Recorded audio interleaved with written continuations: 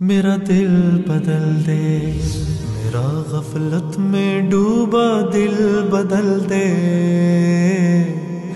میرا غفلت میں ڈوبا دل بدل دے۔ بسم اللہ الرحمن الرحیم۔ قال النبی صلی اللہ علیہ وسلم المرء مع من احب، او کما قال علیہ الصلاۃ والسلام۔ ایک صحابی رسول نبی مکرم صلی اللہ علیہ وسلم کی مجلس میں تشریف لائے اور آقا مدنی صلی اللہ علیہ وسلم سے پوچھا،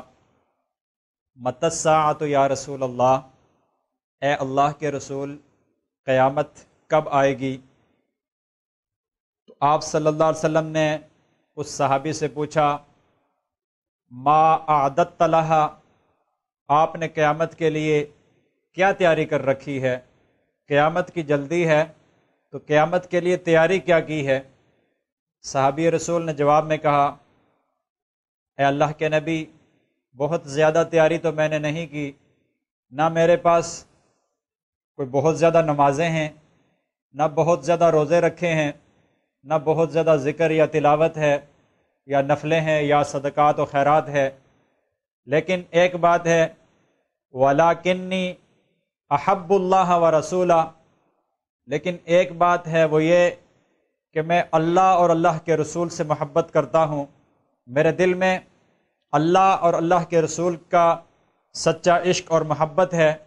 میں اللہ کے ساتھ بھی محبت کرتا ہوں اور اللہ کے پاک پیغمبر صلی اللہ علیہ وسلم کے ساتھ بھی محبت کرتا ہوں۔ صحابی رسول کی یہ بات سن کر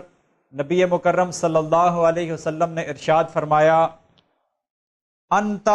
مع من احببتا، کہ آپ اسی کے ساتھ ہوگے جس کے ساتھ آپ نے محبت کی، دنیا میں بھی اور مرنے کے بعد آخرت میں بھی جنت میں اسی کے ساتھ ہوگے جس کے ساتھ آپ نے محبت کی۔ ایک اور حدیث مبارکہ میں اللہ کے نبی صلی اللہ علیہ وسلم ارشاد فرماتے ہیں، المرء مع من احب، کہ آدمی اسی شخص کے ساتھ ہوگا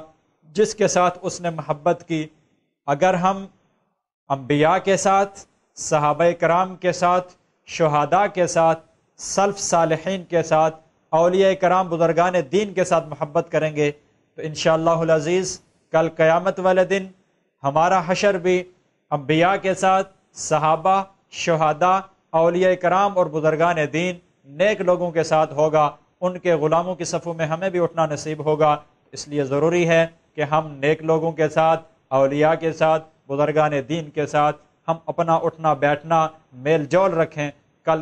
تاکہ کل قیامت کے دن ہمیں بھی ان کی صفوں میں، ان کے غلاموں کی صفوں میں اٹھنا نصیب ہو اور ہمارا بھی حشر انہی نیک لوگوں کے ساتھ ہو جائے، اور جس طرح وہ جنت میں جائیں ہم بھی ان کے غلاموں کی صفوں میں ہوتے ہوئے ان کے ساتھ شامل ہو جائیں اور جنت میں چلے جائیں۔ اللہ رب العزت ہمیں انبیاء کرام، صحابہ کرام، شہداء اور نیک لوگوں کا اتباع کرنے کی اور ان کے ساتھ صحیح محبت کرنے کی توفیق عطا فرمائے۔ وما علینا الا البلاغ المبین۔ میرا دل بدل دے،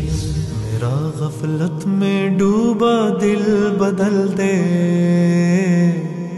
میرا غفلت میں ڈوبا دل بدل دے۔